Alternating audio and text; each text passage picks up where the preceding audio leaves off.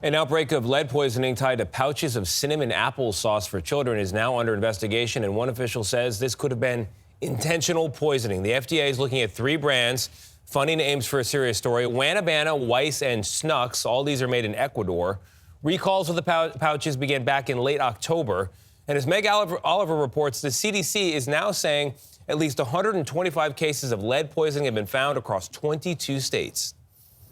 I never thought in a million years that my son would be a lead poisoned child. Sarah and Ricky Callahan learned that their son Rudy had lead poisoning during a routine exam in August, shortly after his first birthday.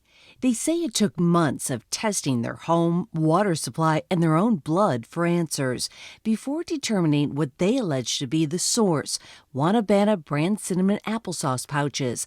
The Callahans are now suing the company for damages. To realize that those were the culprit, I think anger was very much our initial response. Wanabana is one of 3 companies the FDA has identified as having cinnamon applesauce products tainted with lead. In an interview with Politico, an FDA's official said it could be an intentional act on the part of someone in the supply chain. The FDA is still investigating several theories behind the contamination.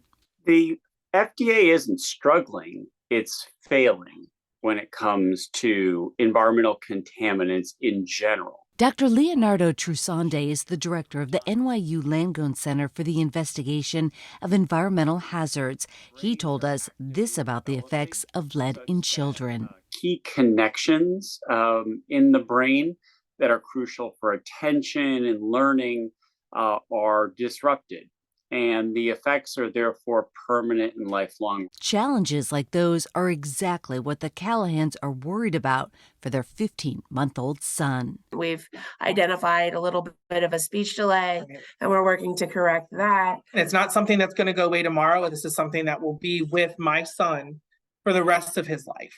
For CBS Mornings, I'm Meg Oliver.